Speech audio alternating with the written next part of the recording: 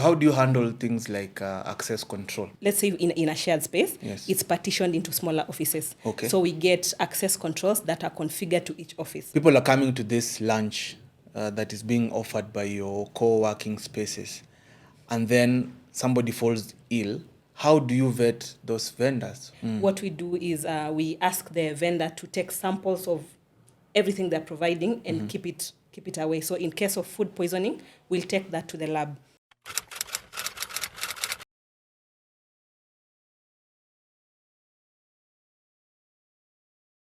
Hello and welcome back to the Crimeshield Podcast, where we keep it security and safety every single day. And today we're going to focus on a very critical topic: safety and security in the shared office workspace. We have very many offices.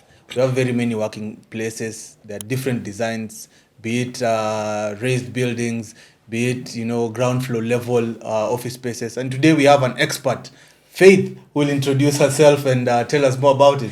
Karibu, Faith. Thank you very much, and thank you for the amazing hospitality. Asante. So my name is Faith Nyongesa. I am an enthusiast at helping businesses grow in different ways, and today we are going to talk about security in shared workspaces. Amazing, Yeah. amazing. COVID really taught us many things, up and including, cutting costs when it comes to your office space. It Yeah. really empowered a lot of people, because you could see many startups started growing. People started, believing in themselves and actualizing their dreams by leveraging on shared office spaces. Absolutely. However, with the positives, I also think there are challenges involved. Yeah. In your experience, what can you mention to be, the good things that happened and the advantages of being in a shared office space? Probably can just tell us about it. Yeah. So actually, you've mentioned something very important because pre-COVID, that is before COVID, Yes. we were all used to like the all-type offices Yeah. where you take up an office and furnish and do everything for yourself. And then after COVID, well, these are shared offices, which we now call co-working spaces, Okay. were there before COVID, but they were not very popular. And I'm focusing on the Kenyan market. Okay. So post-COVID, COVID taught us a lot of things, especially in the workplace, work from home and all that. Because now with the all-type offices, there were long leases. You have to Yes. figure out everything Goodwill. from goodwill, security, deposit. But with co-working spaces or shared spaces, it's like a plug-and-play solution. So Okay. basically what you need is your laptop. And you go to the office and everything is provided. So there's internet, there's coffee, tea, water, there's Wow. printing, there's everything. And on top of that, there's a community. Amazing. So, you mean I can just go to an office and carry my laptop or my notebook? That's all you need. Wow. Yeah. Those are so many good things. So, you mean to say that people can really convert these spaces and leverage on the infrastructure already put in place, Yes. and just a plug and play solution? Literally plug and play. So all you need is your laptop. And so occasionally, just to go back a bit, I've been in the co-working shared offices industry for about 5 years now. Wow. Yeah, and I've seen a lot of things. So sometimes you just need somewhere to have a meeting. You don't even have your laptop. You come, we have everything. We have boardrooms, we have Wow. small meeting rooms, we have projection facilities. So just come as you are, literally. Wonderful. It's amazing to see how, even when things happen, negative things happen, there's some positive lessons and executions that do occur. Are there any challenges that, the shared office space people or people in that industry face? Yeah, absolutely. So there are so many advantages, but of course, everything has a disadvantage. So Okay. important to note that this is a shared office. So you're bringing a lot of people from different backgrounds. Strangers. Exactly. Many strangers, and also important to note different industries. So Okay. there is a tech company, there is a law firm, there is a media company. So, different people prefer different environments to work from. So Okay. there's a few challenges here and there that are manageable. So what do you do when you're selecting that kind of clientele to come? What do you look for? Or is just open for anyone? Is there a criteria that through your experience and expertise you've leveraged over the years to, target or rather or have a certain type of people who access those facilities? Not really. Basically, we take everyone. So we can take multinationals, freelancers, remote workers. So it's a space provided for everyone. Yeah, so we do our best in terms of making sure the space is safe, secure, but also security starts with oneself and basic management of the space. Yeah, but we take literally everyone. So how do you handle things like access control? Because now, you're at the Crimeshield Podcast and you have to highlight on the security aspect.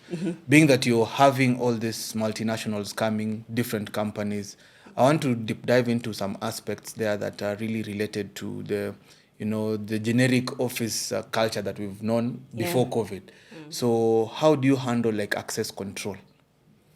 Okay, so what we do, so over this period and over the evolution of co-working spaces in Nairobi, in my experience, so there are different types and brands of access control. So what happens is, let's say in a shared space, it's partitioned into smaller offices.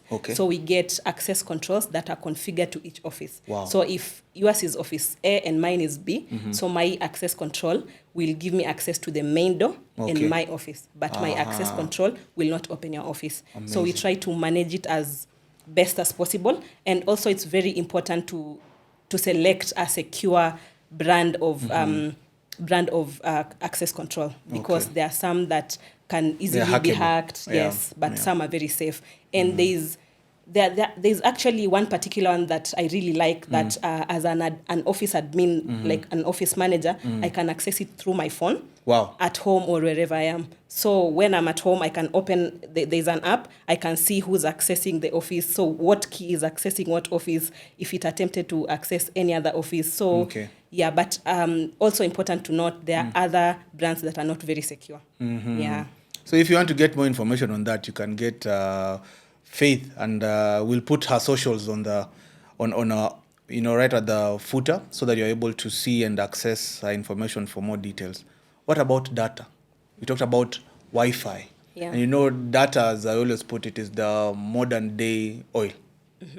How do we ensure that confidentiality, availability, and integrity of the data specific to Office A isn't breached by Office B? Because at some point you'll have two people who are doing the same business being hosted in that shared office space. So how do you go about, the Wi-Fi and the data protection? So first of all, we provide shared Wi-Fi. And we try to make it as secure as possible. However, we advise, of course, there are businesses that are more sensitive than others. So whenever a situation arises, we can get dedicated internet for a specific client. So we have shared internet, but also a client can get their own dedicated internet for security, because I understand there's a lot of things that go on behind with shared internet. People can get a lot of information, I call it personally identifiable information, PII.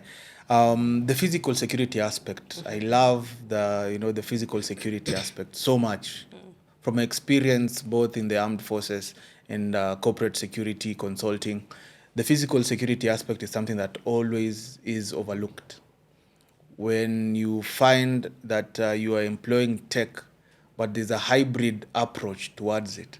So in your experience, how have you seen the merging or integrating of both the physical? You've talked about the tech space and how, tech can ease through the access control systems and mechanisms. What about the physical? Do you have any physical, presence of security? Physical security, I must admit that it's a bit of a challenge. So the best we do is to offer like security, let's say at building level, there's security maybe at the ground floor or at the co-working at the entrance. So a security officer just goes in and out. Patrols and stuff. Yeah, so that's literally the best that you can do. But in case of things like theft and stuff like that, we also have CCTVs in place. Amazing. Yeah, that is an aspect of physical security actually. So CCTV, you're able to tap into the database of all the activities going on with specificity to that kind of establishment. But for CCTVs, this is what I like to say when I onboard clients. So just be as careful as possible, because CCTV is reactive. Yes. Because CCTV will go to look at it after something has already happened. So if you can prevent the situation, let's all just work together to prevent any unnecessary situation. Exactly. It is you're better safe than sorry. Absolutely. So if you just parade your expensive stuff, your expensive office equipment that are very critical to your enterprise, then crimes of opportunity can occur. Yeah. And it is amazing how many people lose a lot of stuff. And these days there are white collar crimes that we don't want to deep dive into that, but it happens to people who you can never think that they can do such kind of stuff. But at the end of the day, they end up doing it. What about the equipment, the kind of equipment that this shared office spaces give? Do you give laptops? Do you give, apart from just giving them the access to Wi-Fi, the shared Wi-Fi, can people get the hardware, the laptops, the tabs? Or what do you do? Pen, paper? What happens in that space? So we provide the most basic. So that's notebooks and pens and basic stationery. But then for computers, I have seen there are some co-working spaces in Kenya and outside, because I have a bit of experience outside Kenya, that provide PCs. Because I understand for laptop, every business needs different specs of whatever laptops they need. So that is it's not very convenient also, and very expensive for the business. So we prefer that clients come with their laptops. But occasionally we provide PCs. And also for the meeting rooms, we provide all the conferencing facilities. So if you need to project something, you can actually project from your phone to the TV that we provide. So, yeah. Okay. So you also provide even the printers that are in the building. Yeah. So what happens when, let's say, Kingsley is your client? Then because Kingsley has big hands, he comes and messes up with the printer. How do you handle that? We try to follow up as much as possible. Depends on how far the mess up has gone. Is it breakage? Is it just settings? How far it is? And also we work with a good number of technicians and providers. So yeah. So the goal is not to frustrate the client in case of an accident, but just to manage any situation. Okay. Yeah. So they are, there's a contract they sign, right? Absolutely. So at the end of the day, they're liable for any damages that they... Oh, yes. And important to note also, when a client signs up, we take some of their documents just for... it's not very secure, but we take documents like ID or passport, and then... company that certificate of incorporation, KRA pin, so that in case of anything, because as I mentioned, it's a plug and play. So I can go home with my laptop and never come back. You see, there's that risk. Yeah. Yes, I signed the contract, but I can go and don't come back. So it's quite risky. Looking at the number of people who share these spaces, and human beings are human beings, and we are prone to or susceptible to illnesses or conditions that might in somehow one way or the other impact our health. Has it ever occurred through your experience where people face things that would require first aid, let's say nose bleeding or people even collapsing? Because we've seen a lot of cases of people collapsing. You see somebody just he woke up well, is dressed to work, reaches the workplace, and then they collapse. Has it ever occurred to you in the co-working spaces? Oh, yes.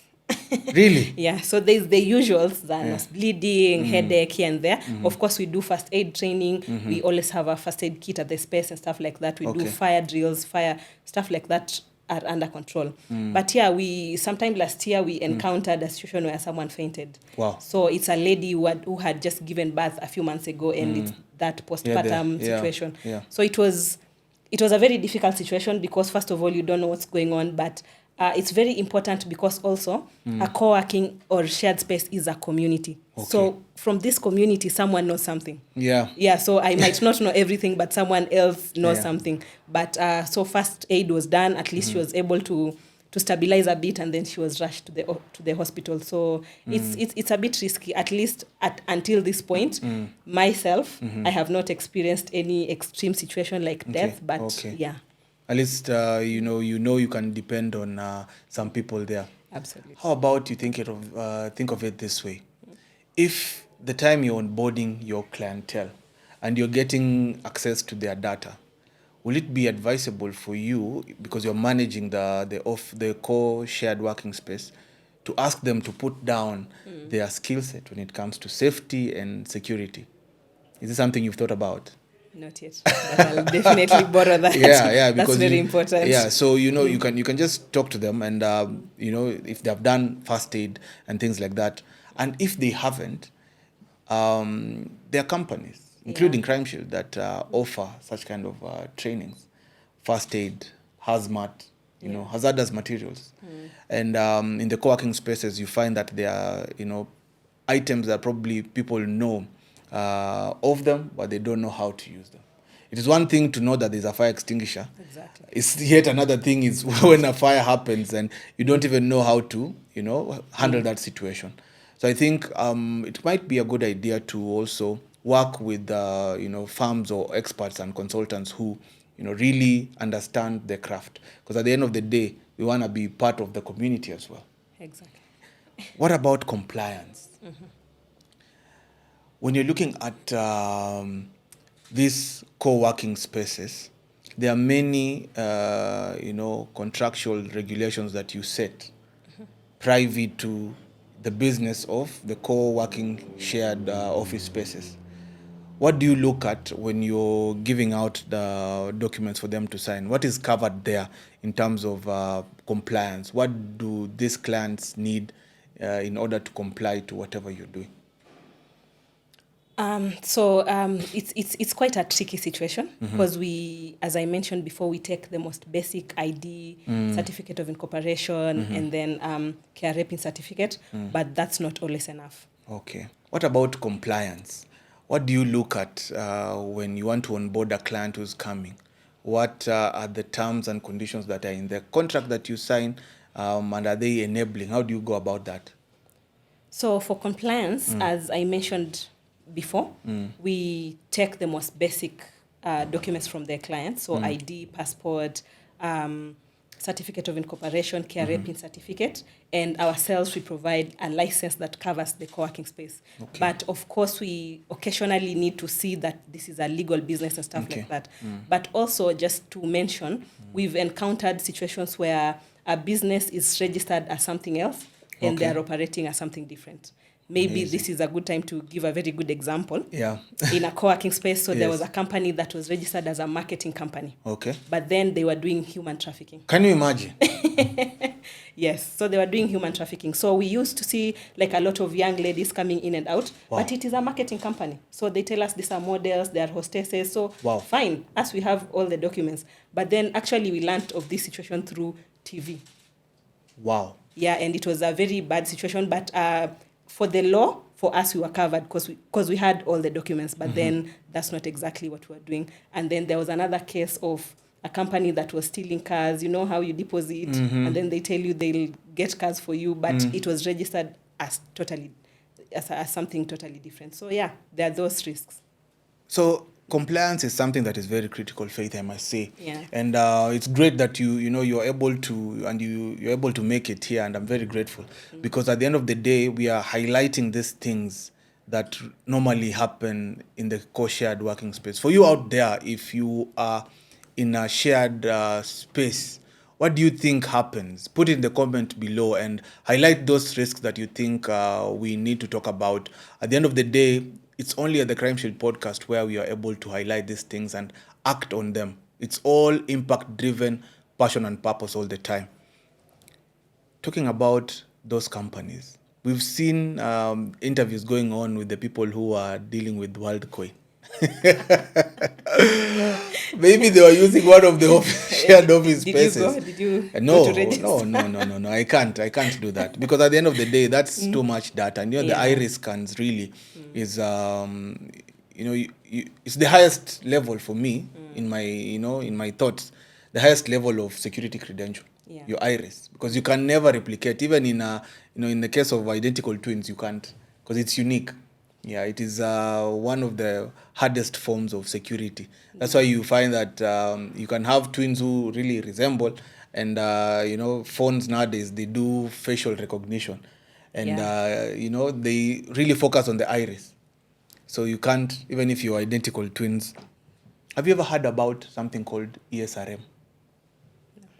Enterprise Security Risk Management. Not yet. So enterprise security risk management is a framework that many security professional can relate with. This is a framework. You don't need to be a security expert to, apply ESRM. So you're handling a business, and when you're coming to drafting your policies for the co-working shared office industry, there are those frameworks that are already present. There are acts that have been passed in Parliament in 2021 that really guide. Yeah. So enterprise security risk management puts the security personnel in that building as a stakeholder. So basically, I think when you have a security mindset, when you're establishing this office, many of these risks, as you put it before, can be easily mitigated. Yeah. And while you're mitigating them, you sustain operational continuity. And that is where ESRM comes in. Like, your security mindset really defends and magnifies the profits by having that shared value between the business and the security function. So at the end of the day, you're able to manage this security function seamlessly.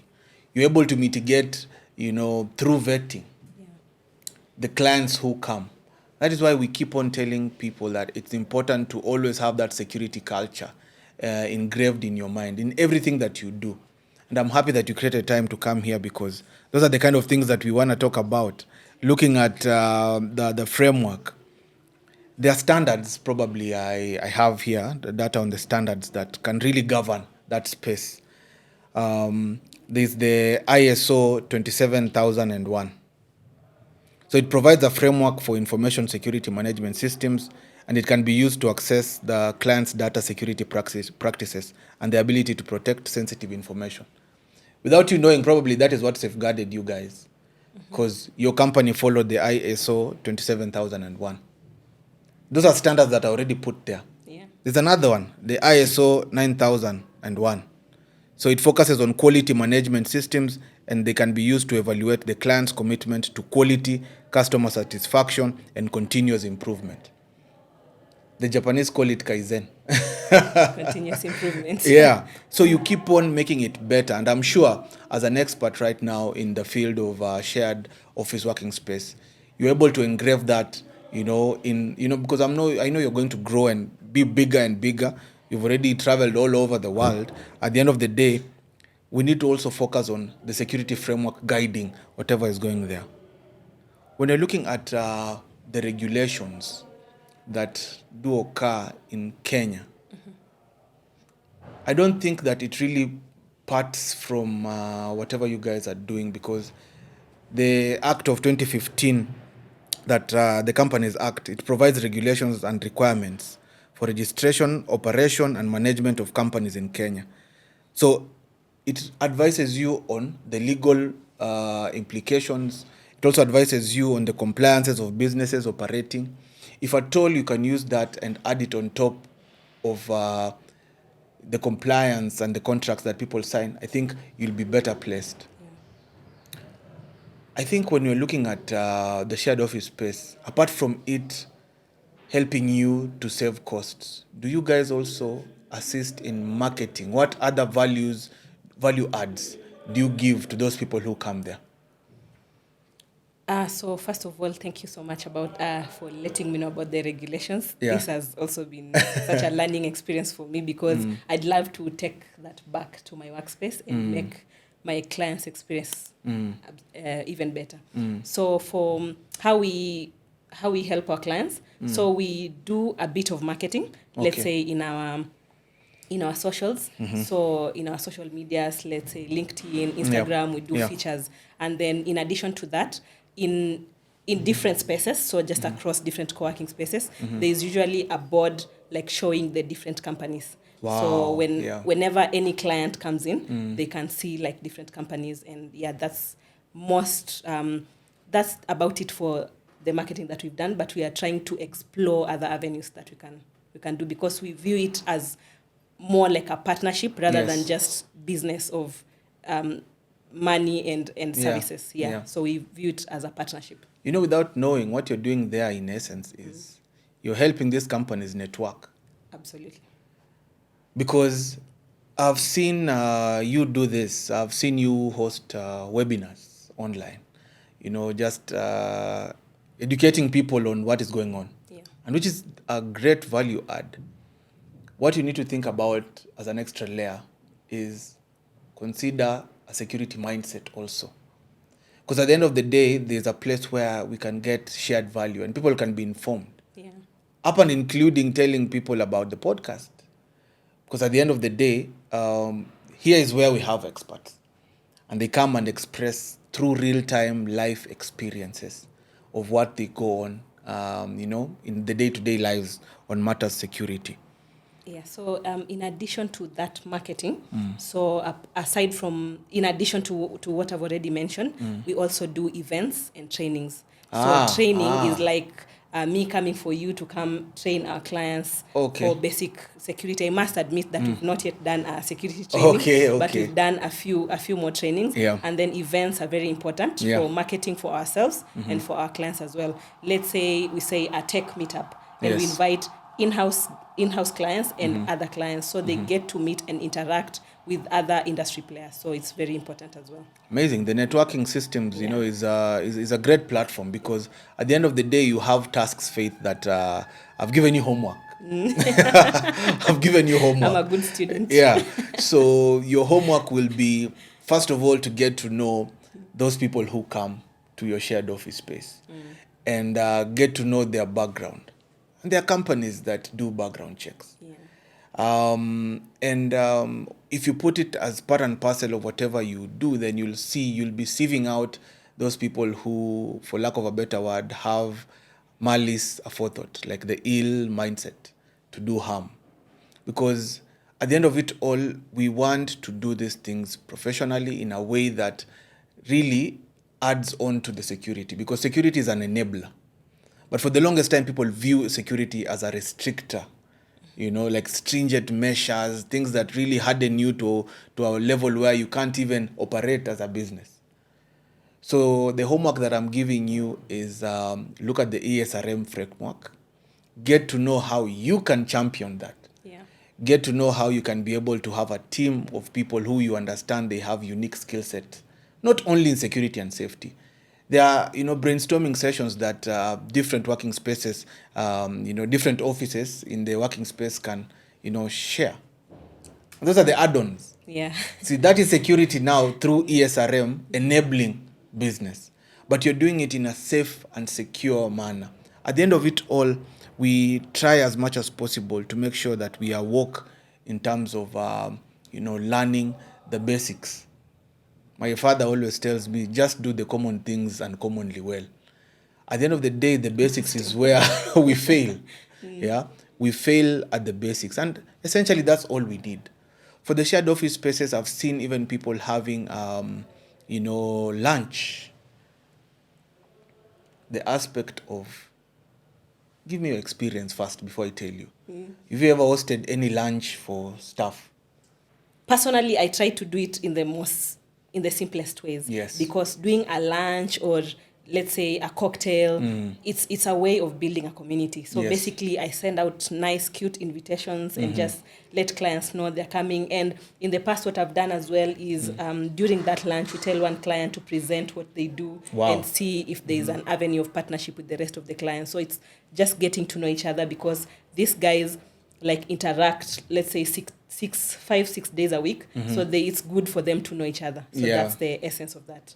Amazing. And you see, whatever you're doing there, you're letting, you know, you'll be able to know the character of the clients who are there. And you know that one, by just doing that, you're enabling the business, in essence, to grow.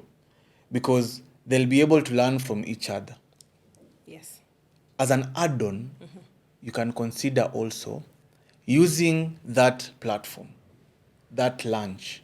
Let me just pull back a little bit. How do you vet your vendors? That is something that you need to understand.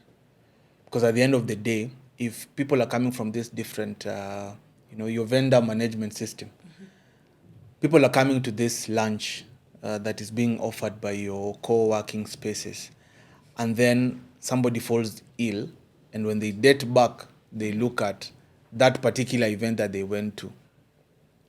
The reputation of the working space can be ruined. Absolutely. So as a layer, probably you're doing it.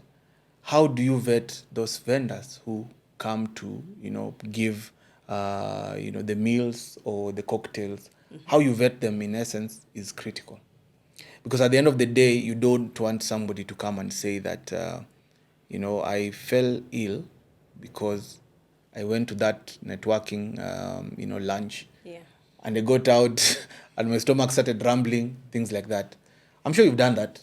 Yeah, we have. So I think we need to look into that, because what we do, again, I would term it as reactive. Okay. Because what we do usually is, if let's say it's a lunch, what we do is we ask the vendor to take samples of everything they're providing and keep it away. So in case of food poisoning, we'll take that to the lab. And Amazing.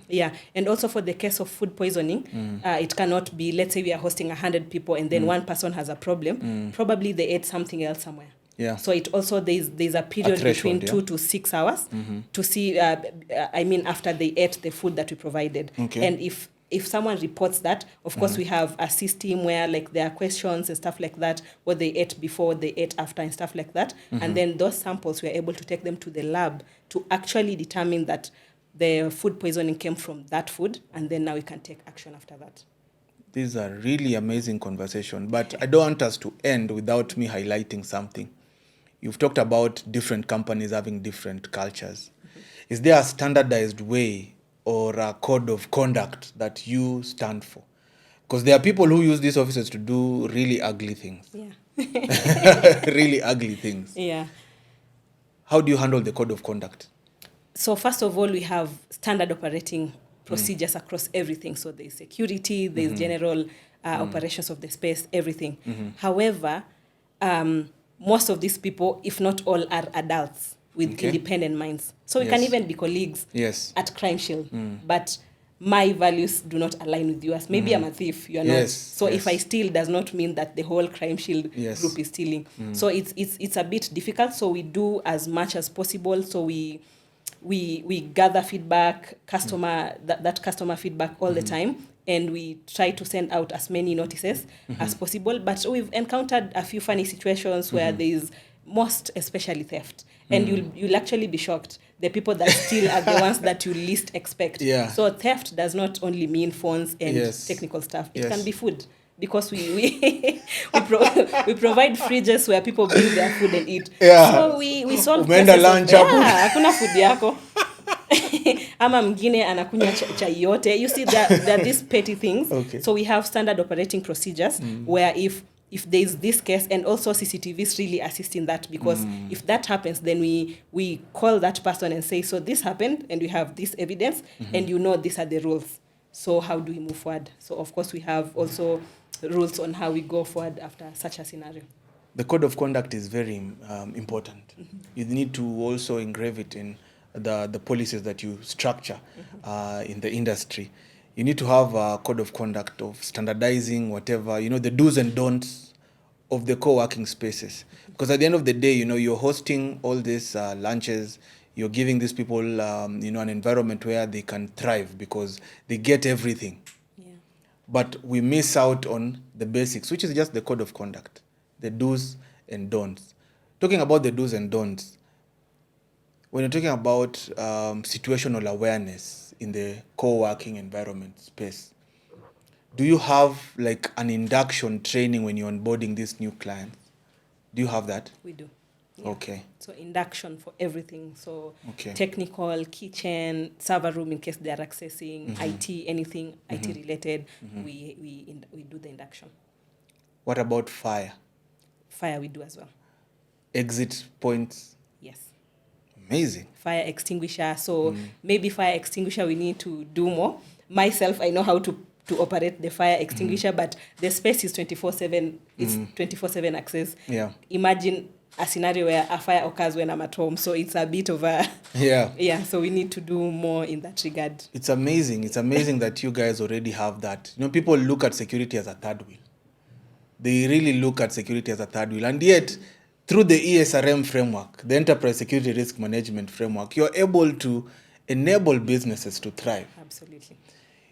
I've come to your office, shared office space, and I want to access, the kitchen. I want to access the toilets. I want to access all these amenities that are there. But, probably I've been there for like 2 years. And I know where the fire extinguisher is. I know where the exit doors are. But do I know when is the last time that fire extinguisher was serviced?